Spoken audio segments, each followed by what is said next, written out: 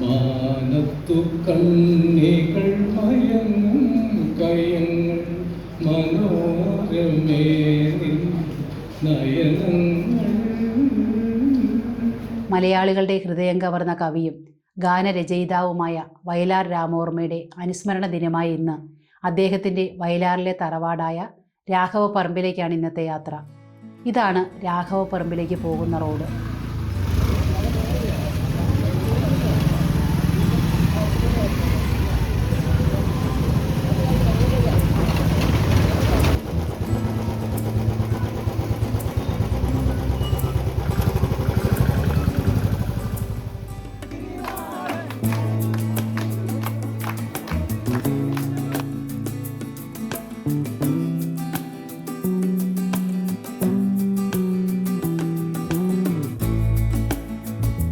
കേരളത്തിലെ വിവിധ ഭാഗങ്ങളിൽ നിന്നുള്ള സാഹിത്യകാരന്മാരും വയലാറിനെ ഇഷ്ടപ്പെടുന്നവരും ഒത്തുകൂടുന്ന സ്ഥലവും ദിനവുമാണിന്ന്. പുഷ്പാർച്ചന, കവി സമ്മേളനം, അനുസ്മരണ സമ്മേളനം എന്നിവയാണ് ഇന്നേ ദിവസം നടക്കുന്നത്. വയലാറിൻ്റെ കുടുംബാംഗങ്ങളുടെ സാന്നിധ്യത്തിലാണ് ഇതെല്ലാം ഇവിടെ നടക്കുന്നത്.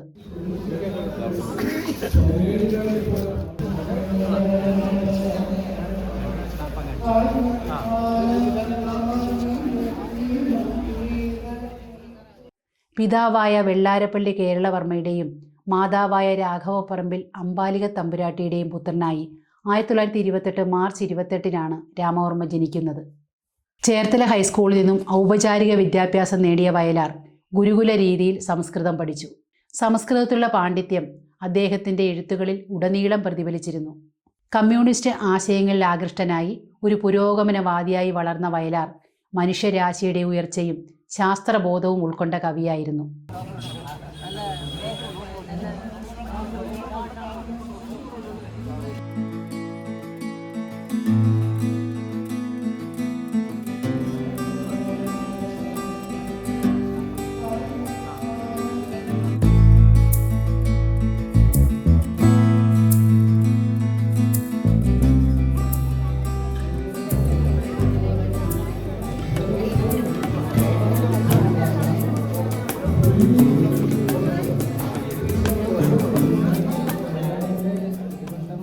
ഇന്നേ ദിവസം ഇവിടേക്ക് ഒഴുകിയെത്തുന്ന ഓരോരുത്തരും തങ്ങളുടെ പ്രിയ കവിക്ക് വേണ്ടി പുഷ്പാർച്ചന നടത്തുകയാണ്. എല്ലാ വർഷവും സ്ഥിരമായി ഇവിടേക്ക് എത്താറുള്ള ആൾക്കാരെ കാണുവാനും സംസാരിക്കുവാനും ഞങ്ങൾക്ക് സാധിച്ചു.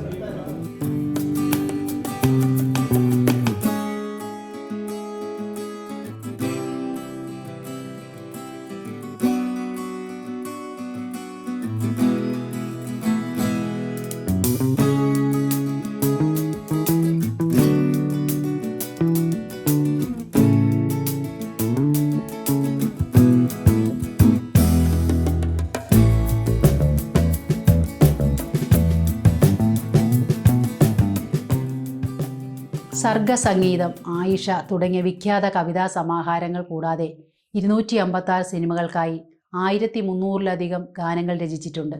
ഇതിൽ ഏകദേശം 90ഓളം സിനിമകൾക്കും വയലാറിൻ്റെ വരികൾക്ക് സംഗീതം നൽകിയിരിക്കുന്നത് ദേവരാജൻ മാസ്റ്ററാണ്. വയലാർ ദേവരാജൻ കൂട്ടുകെട്ട് മലയാള ചലച്ചിത്ര സംഗീതത്തിലെ ഒരു സുവർണ കാലഘട്ടമായിരുന്നു.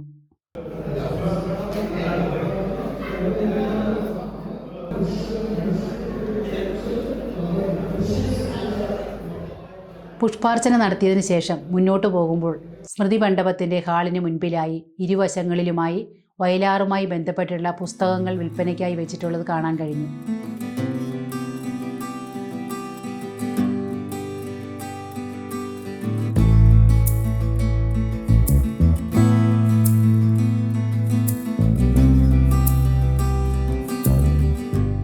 സ്മൃതി മണ്ഡപത്തിലെ ഓഡിറ്റോറിയത്തിലാണ് അനുസ്മരണ സമ്മേളനവും കവിയരങ്ങുമൊക്കെ നടക്കുന്നത്.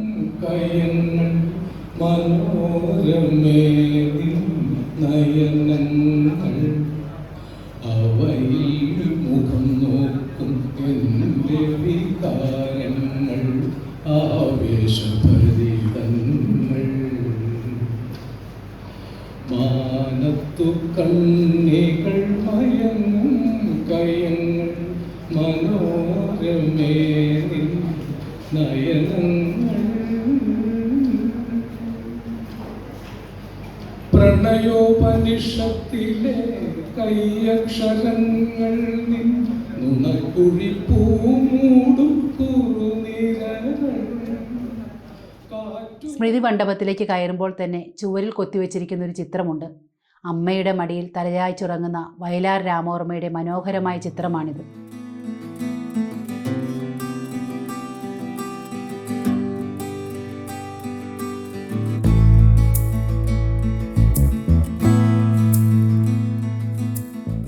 ആയിരത്തി 1962 സർഗസംഗീതം എന്ന കൃതിക്ക് കേരള സംഗീത അക്കാദമി അവാർഡ് വയലാറിനെ തേടിയെത്തി. 1972 മികച്ച ഗാനരചയിതാവിനുള്ള ദേശീയ പുരസ്കാരവും കൂടാതെ ഗാനരചയിതാവിനുള്ള ആദ്യത്തെ സംസ്ഥാന ചലച്ചിത്ര അവാർഡും രാമവർമ്മയ്ക്ക് ലഭിച്ചു.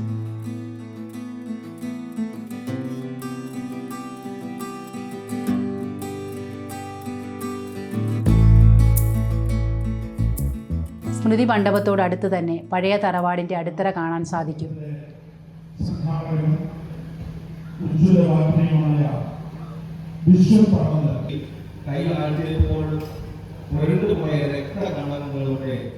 വിശാലമായി പരന്നു കിടക്കുന്ന സ്ഥലത്താണ് സ്മൃതി മണ്ഡപവും പഴയ തറവാടിൻ്റെ അടിത്തറയുമൊക്കെ സ്ഥിതി ചെയ്യുന്നത്.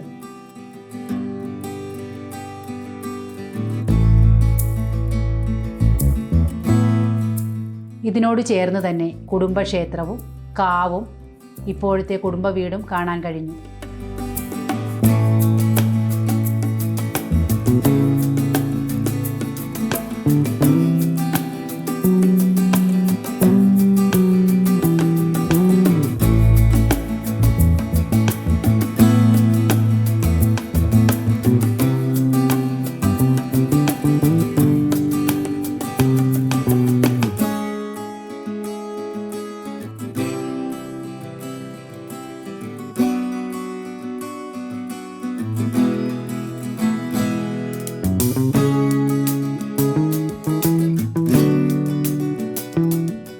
വയലാറിൻ്റെ സ്മരണയ്ക്കായിട്ടാണ് 1977 മുതൽ വയലാർ അവാർഡ് ഏർപ്പെടുത്തിയിരിക്കുന്നത്. മലയാള സാഹിത്യ സംഭാവനകൾക്ക് നൽകുന്ന പുരസ്കാരമായിട്ടാണ് ഇത് നൽകുന്നത്. 1977 ആദ്യമായി വയലാർ അവാർഡ് ലഭിക്കുന്നത് അഗ്നിസാക്ഷി എന്ന നോവലിന് ലളിതാംബിക അന്തർജനത്തിനായിരുന്നു. ഈ വർഷത്തെ അതായത് 2025 വയലാർ അവാർഡ് ലഭിച്ചിരിക്കുന്നത് ഇ സന്തോഷ് കുമാറിനാണ്. തപോമയുടെ അച്ഛൻ എന്ന നോവലിനാണ് ഇത് ലഭിച്ചിരിക്കുന്നത്. 1,00,000 രൂപയും കാനായി കുഞ്ഞിരാമൻ വെങ്കലത്തിൽ തീർത്ത ശില്പവുമാണ് പുരസ്കാരം. 2014 വരെ 25,000 രൂപയായിരുന്നു ഈ തുക.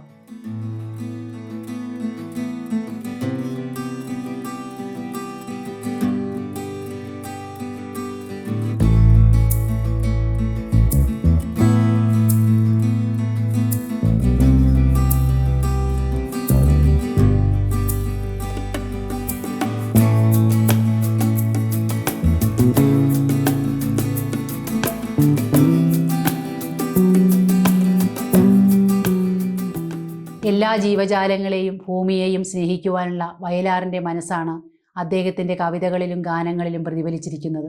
അതുതന്നെയാണ് മരിച്ചിട്ട് 50 വർഷം കഴിഞ്ഞിട്ടും അദ്ദേഹത്തെ അനശ്വരനാക്കുന്നതും. ഇനിയൊരു ജന്മമുണ്ടെങ്കിൽ ഈ മനോഹര തീരത്തിൽ ജനിക്കണമെന്ന ആഗ്രഹത്തോടെ 47-ാമത്തെ വയസ്സിൽ 1975 ഒക്ടോബർ 27 അദ്ദേഹം ലോകത്തോട് വിട പറഞ്ഞു.